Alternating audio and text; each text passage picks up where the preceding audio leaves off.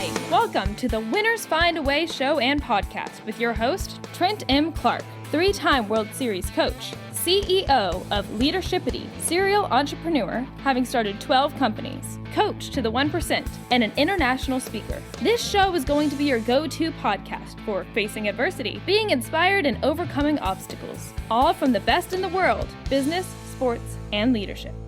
Hate the crappy ingredients in many beverages and energy drinks? Rebellious Infusions are the go-to functional beverage. They have 5 or fewer plant-based organic ingredients, no sugar, no calories, loaded with antioxidants to boost your immune system, and L-theanine for brain health. Rebellious Infusions are available at drinkrebellious.com. Rethink your drink. For 10% off of your next purchase, use the code 99999.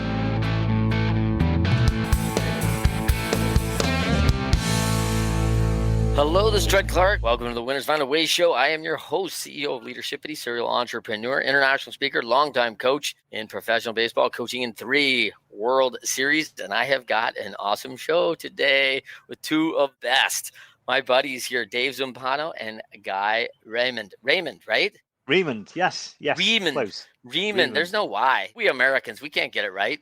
Remond. Listen, I get Gary Redmond is the name I get called the most often. Gary, really? Yeah. Nice. Yeah. So listen, you were going to love this episode. We got from both sides of the pond here with Dave. Where, Dave, you in Florida? I'm in Florida currently. My main office is in New York, obviously, central New York, Syracuse. Yeah. Yep. So Dave, the ultimate New Yorker here, and I got Guy from the other side of the pond over in Manchester. In right? Manchester? That's right. And he's a big City fan. So come on, bring it on, folks. You know, so all you United weekend. folks, you can get off right now. But welcome to the show, guys. Super excited to have you. For those who don't know, Winners Find a Way is our show. If you have ever faced stiff adversity, felt like the losses are mounting, you need to find a better way. Well, I think you came to the right place, whether you're already an entrepreneur, athlete, founder, or just looking to take you to the next level, to elite performance. I think this is the perfect podcast for you. We talk to 1%ers all around the world, multiple diversities, and it's awesome. So this will be no less of another awesome episode, and I'm super excited about it. So let's break in a little bit to first, guys, tell where they can find you. Dave, where can they find you online? My personal email is always the easiest, dzumpano@eplawcenter.com, E like Echo, P like Papa. That's my original company I started, which was my law firm. And then I think that's probably the easiest. And then there's always dzumpano@guider.legal. Nice. Okay, good. And then you're on LinkedIn, all that good stuff, LinkedIn right? and all that, Facebook. Yeah. I'm pretty all easy to find. You type it up, as long as I don't come up with America's Most Wanted, you'll be good. As long as that picture doesn't come up, we're good. That's Dean Zumpano, right? Like he's on America's Time, an alias. Yeah. Guy, tell us a little bit where they can find you. So I'll do like Dave. I'll give you my personal email address, which is Guy, Guy, and then Remond, Remond, @gmail.com. And again, like Dave, same rules apply for the guider.legal address, which is Remond, Remond, @guider.legal. GUIDR. Not Yes. DR, right? GUIDR. Yeah, Guider. Yes. And on LinkedIn, just my name, Guy Remond. I'm pretty unique. I don't think there's any other Guy Remonds in the world. So I'm even easier to find than Dave. And I definitely am not on the FBI most wanted. But we did find out there was a Guy Redmond, though, because I had a whole exchange with him one day, and I was getting so frustrated. I'm like, Guy, what is wrong? He goes, are you sure you're talking to the right person? That's funny. Yeah. Well, Guy, it's Interpol over there, right? You're not an FBI guy. It's Interpol. So like Interpol is a European thing. Yeah. All right. Well, listen, pleasure to have you guys on. Let's talk. Let's start, Guy. We're going to start with you. Grew up there, 11-year stint, various manager positions. Then you go CEO of Cake Solutions Limited, recognized as Deloitte, UK Technology Fast 50, which is pretty cool. Then you've invested in all these companies, actively working these companies as a non-executive director or chairman role, right? And then you're helping them lead in the leadership drive to successful outcomes, which is critical, like you had with Cake Solutions. And you did that over 16 years. Is that right? Yeah, I did. I literally, when I started, knew nothing about business. I mean, literally nothing. I'd come out the corporate world, retail corporate world, and you kind of work within certain confines there, and there's limited ability to affect margins in a huge way. And, you just had to work in a particular way, and running your business was just so different. And honestly, I kind of made it up as I went along. And, fortunately, our roles were clear. I set the business up in 2001 with a guy called Rob Harrop. He turned out to be a brilliant technologist. And one of the reasons why we kind of got together, he looked after the technology side. I looked after the commercial side. I knew nothing about the commercial side, right? So I learned as I went along. And, one of the things I can do now with the companies that I work with, these high growth companies, is just help them avoid some of the mistakes that I made along the way, and, hopefully get them to where they want to get to a lot quicker. How did you guys meet? And was Guider the original kind of premise for you guys moving forward together, for you and Dave? So we met across a lunch table, didn't we, in Toronto, Dave? We were introduced by a British guy called Ash Forer. And basically, Ash had been speaking to Dave, knew he needed some help from a tech point of view. And he just, introduced us. Dave just said his opening line was, I won't try and insult the New York population by doing the accent. He just said, I need a tech guy. And so we got chatting, and we didn't have long to talk, actually, but we kind of got on. And Dave, at the end of the day, came to see me. He had to rush to get a plane, I think, but came to see me, gave me his business card. And that was in September, October 2019. And actually, that was the last time we've ever met in person because of COVID. Just so excited that I'm going over flying over on Sunday and to meet Dave and the team. Dave for the second time, the team in New York for the first time next week. And we've got a full week of strategy stuff, which I'm really looking forward to. That's kind of our story. That's how we met. And we actually went through 4 or 5 name iterations until we came to Guider that we really liked. And, when the IP lawyers did their bit, it appears that everything was okay to use that name and so on. So, yeah. That's the story, really. I would even add to the story another dimension, because that's the high level. One of the things as an entrepreneur that I've learned over the years is my favorite 4-letter word, and that is EASY, easy. If it's not easy, pay attention. And what I mean, I'm not saying easy like it's not hard to build a business. I'm saying, are you getting roadblocks everywhere? So I want to go into the micro detail of Guy and I. We literally had a 15-minute lunch. Now, when I said I need a tech guy, I didn't really put in that his name had to be Guy, but it just turned out to be that way, right? So then I said, Guy, listen, we'll set up a 30-minute call. We'll talk about it. If it's worth a second call, we'll set up a second call. We set up a 30-minute call. He's like, yeah, let's have another call. So we scheduled an hour call. Okay, we got into that. Okay, let's have another hour call. And by the 4th call, we were doing pro formas and looking at strategy, looking at models, and going, okay, I think this is viable. Now, what I mean by that is there's so many times everything becomes an obstacle. And, you ever meet those people, you meet them and everything's a problem, right? And there's always a reason why there's a challenge.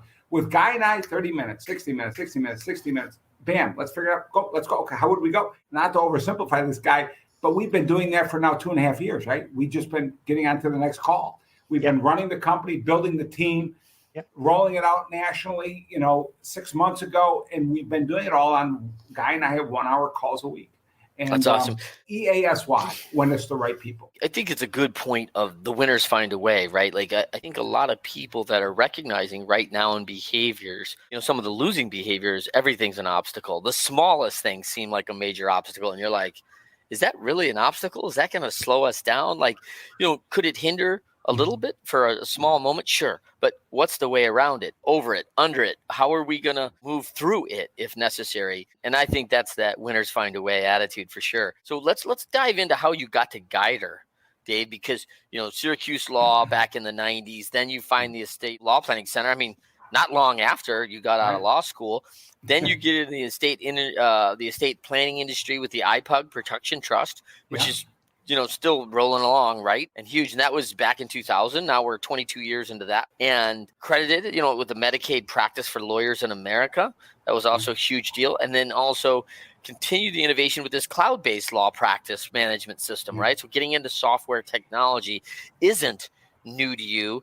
And then you come in and like, hey, I need this team to develop Guider, this digital, easy to use client interface platform. And talk to me a little bit about just your walk through all of that. It's really been focused from a state from pretty early on. Yeah. The funniest story is I came out of law school as a CPA and I went to work for a regional insurance defense firm. Imagine that. I had no interest in litigation, but they had what I called the big fat gray-haired guy in the corner who had this big filing cabinet full of wills from, his 40 years of practice. So I was brought in to do the estate planning. Well, after 2 years, I was their most successful new hire. I was fresh out of law school. But I had grown up in an entrepreneurial family. I grew up in a family business and things like that. So for me, it was just natural to me. Well, the funniest thing is after 2 years of success there, they fired me. But it's a funny story. They said, Dave, we love you, but you have to leave. Please take all of your clients with you and will you stay of counsel to our firm to do all of our estate planning. Why? They were insurance defense people. They're lawyers. They're scared to death. They didn't know what I was doing. They were afraid of malpractice, which goes full circle right into the guider world, right, Guy? That's what Guy and I have found with lawyers now. They're scared to death of technology, and it paralyzes lawyers. So I started my own law firm doing the Estate Planning Law Center, which was estate planning, and it was just going gangbusters. And so I was just succeeding, but I had no one. I didn't have a big fat gray-haired guy in the corner. So I found this national organization of lawyers that just do estate planning. And it was back in the day, we're talking 1999, they had this really neat thing called a listserv, where you could type a question and all these other lawyers from around the country would answer it within minutes. I mean, it was like the coolest thing. I'm not alone. Well, then we would meet every quarter somewhere in the country, East Coast, West Coast, Central, it would rotate. And there would be a week of training and, different things. And within a year, I was identified as one of the outstanding lawyers in the country on practice management. So they asked me to train their members on what I was doing. And that's what got started with the Medicaid practice program, where I started saying, well, I'm doing Medicaid. They said, well, you can't do Medicaid. That's for poor people. I said, well, no. It's a whole different application. So that was my first innovation in law. Then the IPUG Protection Trust was a whole different way of looking at asset protection that was not as restrictive as that lawyers had become accustomed to due to the tax rules. So my clients weren't concerned about the tax rules. They were worried about asset protection. So not getting into too much detail there, I started evolving and then created a company called Medicaid Practice Systems, which evolved into Lawyers with Purpose, which has been a membership organization helping lawyers learn to do what I did. What's it all based on? Trent, going again back to winners always find a way. The E-Myth by Michael Gerber. I did something different when I read that book. I actually started living it. And I'll never forget it. Starting in 1999, when I read it, every quarter, I would build new systems. I remember the first system I built was, how do I manage an intake call? What are the paths that goes to? So I created processes, right? The processes, the steps. Then the systems is how do you get from step to step? So over 22 years now of just continuing enhancing systems, we built a whole technology platform. And we are the first people to have this workflow systems in the estate planning area in the legal industry. So that was my next innovation. And then I brought it into the cloud in 2013 by partnering with a company called Action Step and bringing the whole practice management system into the cloud. Then my frustration was my lawyers still were struggling with technology. And then I saw what was happening with the big self-help legal sites, LegalZoom, WillsandTrust.com, all these things, who are having literally one site alone is promoting that they're about to hit their 5 millionth client. And when you think about that, that's 5 million people that went to a non-lawyer for lawyer services. And I'm a lawyer and I'm in the estate planning industry, and my job is to help what makes lawyers successful. So I was like, we have to hit this head on. Listen, Dan Sullivan, where the guy and I met, always said, pay attention to the check writers. The people doing their plans or setting up their LLCs, if they're going to these big self-help websites, they're sending a loud message. Lawyers, we're not listening. So I started with 2 other ways before I met Guy. I tried it with another individual. We tried to develop it on our own. We couldn't. Then I found another big tech company.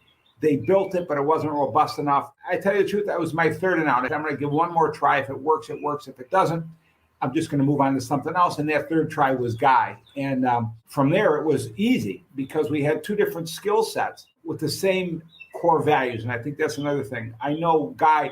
The funny thing is, Guy and I built this entire company on a handshake. Sounds crazy. We never exchanged money. We both utilized our own monies to contribute toward what we were building together. Eventually, we got the lawyers involved and got it all legal. But again, my mother always said, again, my mother ran the family business that grew 37-fold over 25 years. She said, if you can't put your hand across the table and shake hands and look someone in the eye and trust that person, then you shouldn't be going any further. And that's what I felt like it was with Guy. It was kind of like a match made in heaven. We had the same core values. And we're both successful enough on our own at this point that we didn't need each other, right? It wasn't about need. It was about want. What do we want to do to impact and change for others? And Guy saw it and I saw it. And again, anyone who does it knows we're just the front people. We have a great team of people that, see the vision and enroll others into the vision and help build all the pieces and parts out. Well, I love that. And then, of course, you guys haven't been together for 2 years. First of all, I was worried you were going to say Guy was the, gray-haired fat guy in the corner. That's what I was worried about first. I was like, man, Guy's going to drop off the call in the first 10 minutes. So then you guys put out this digitization of law. Is that a book? Yeah. You authored a book in the 2 years you're working on this stuff, and you're not even together, right? You're just working on this and knocking it out.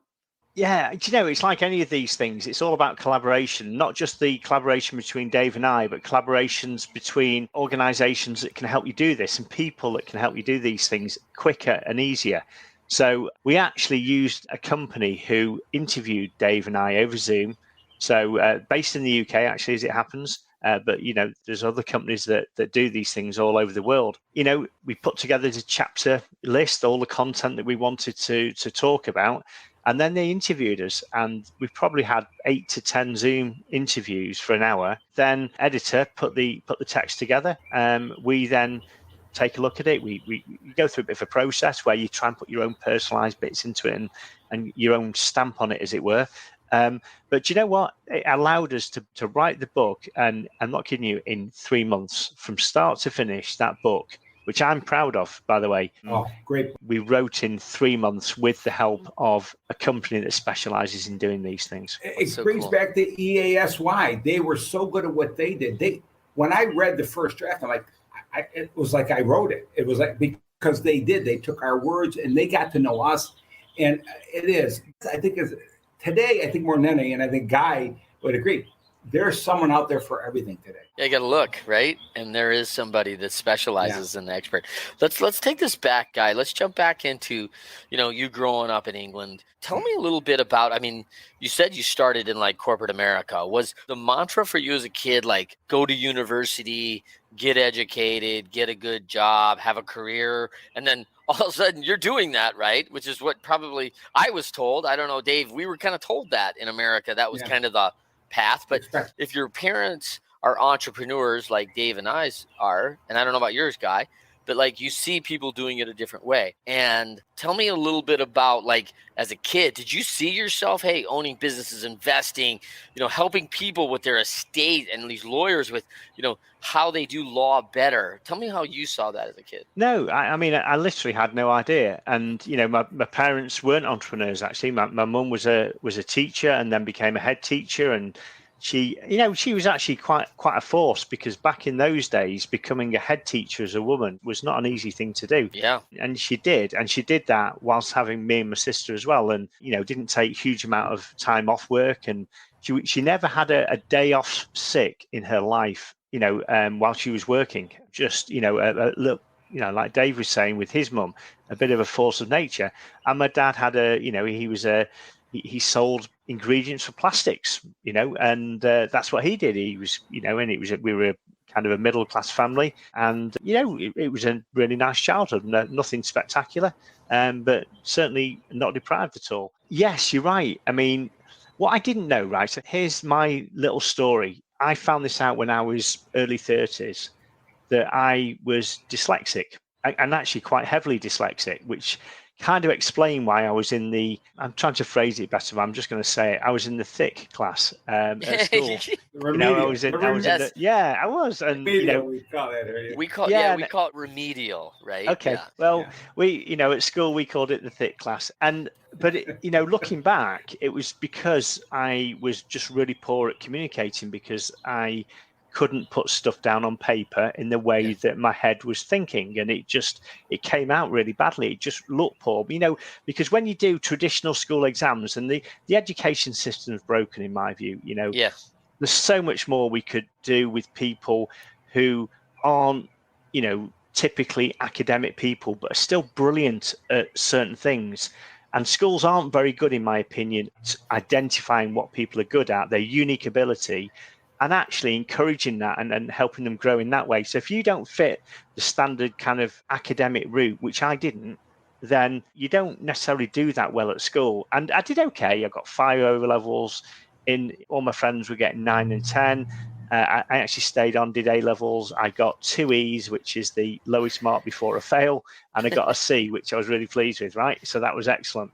I could have gone to university, but I actually chose not to because I think, again, I love playing sport at school. Every lunch, I went to school to play sport, right? And I love playing soccer, football, we call it. Every lunchtime. Did you see that? Like, did you see that? Was that a goal for you at one time? Like, hey, life on the pitch, like as a career? I was never that good. No. Yeah. No. I mean, I was average. Personal recognition. I appreciate that awareness. I was full of endeavour and effort, and I was a good defender, and basically no one got past me, so I either tackle them with the ball or tackle them without the ball, one of the two. So I was a typical British defender in those days.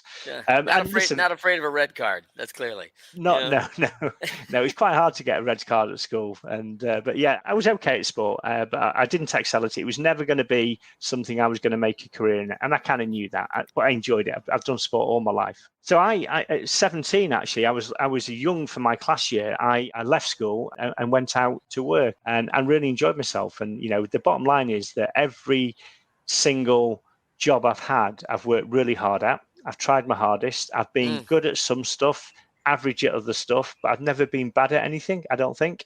Not in the careers I've chosen, but I actually found my calling when I started the business. It was really tough to start with because I had no training. I had no idea. I learned from making mistakes, but I absolutely love what I do now, and I wouldn't trade it in even through the difficult times, and there were plenty of those as well. Look at the dichotomy of Guy and I, and yet we sit in the same place. Someone who did not go the university route, me, college, CPA, law school, lawyer, right? All the traditional things, but both entrepreneurs. There's so many journeys there. No one ever has to say, well, that's not for me because of X. Baloney. I love our picture. Our story is a great story. By being who we are, just shares what's possible for anyone.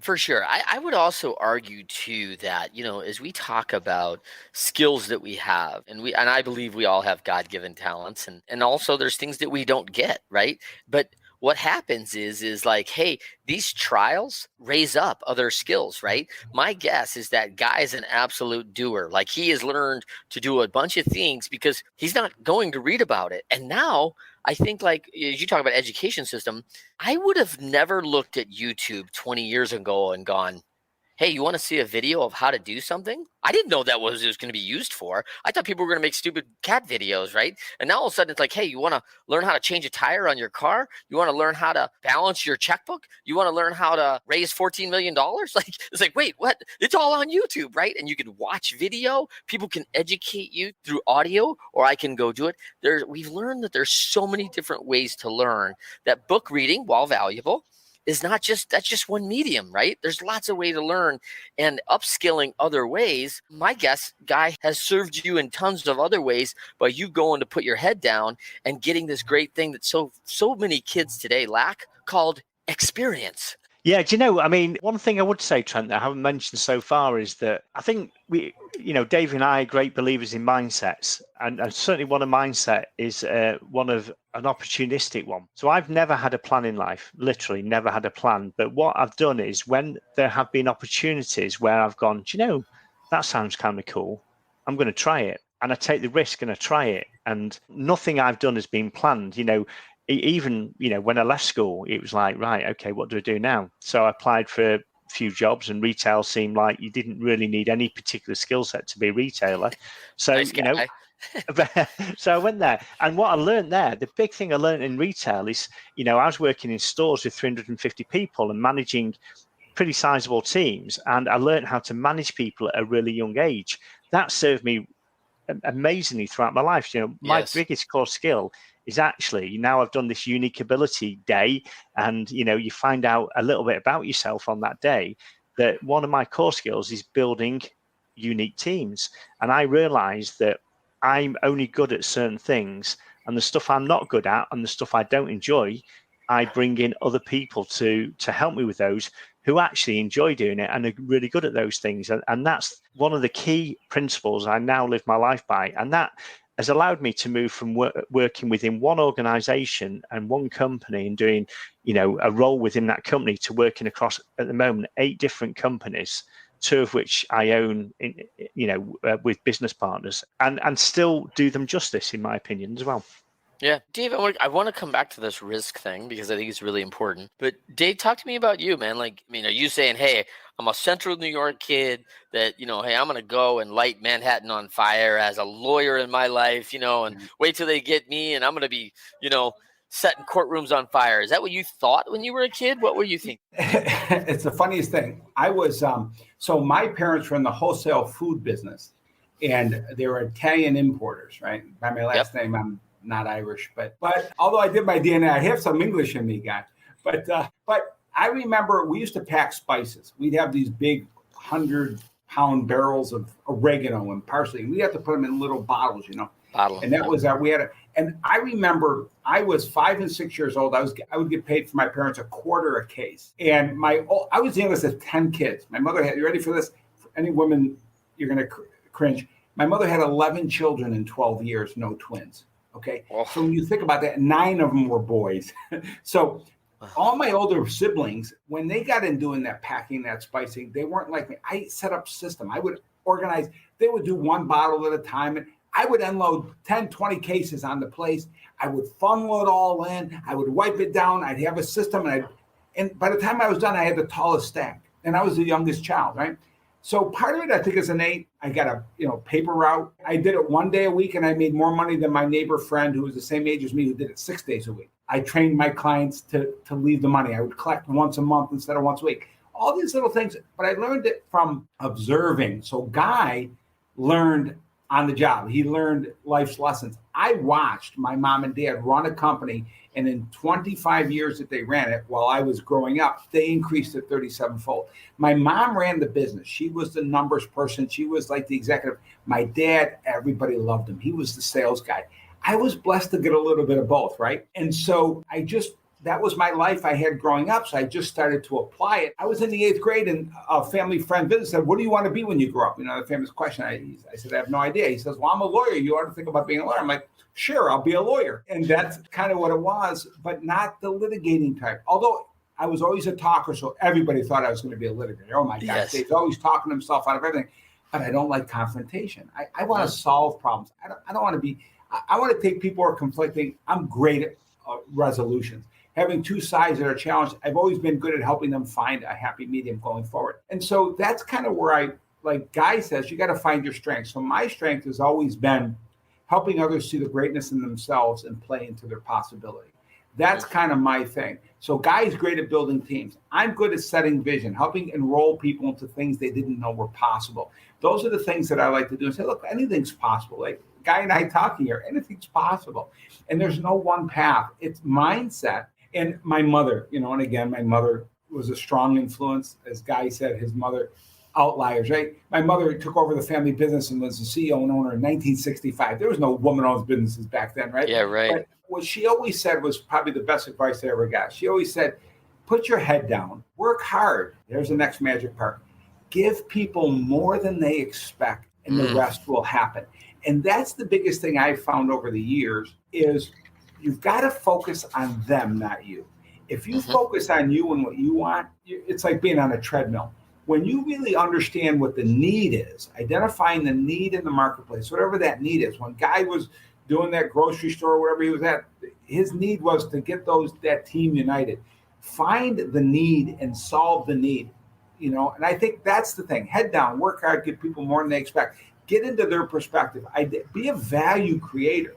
If you create value, you'll never work a day in your life, and you'll never want a day in your life. People will seek you out. Love that. Hate the crappy ingredients in many beverages and energy drinks? Rebellious Infusions are the go-to functional beverage. They have 5 or fewer plant-based organic ingredients, no sugar, no calories, loaded with antioxidants to boost your immune system, and L-theanine for brain health. Rebellious Infusions are available at drinkrebellious.com. Rethink your drink. For 10% off of your next purchase, use the code 99999. Thank you for listening to the Winners Find a Way show and podcast. Trent, together with the leaders who shared their learning and experiences through this show, are grateful for allowing them to help and support you on your journey to becoming your best. Write a review, rate us 5 stars, and share this episode to your network.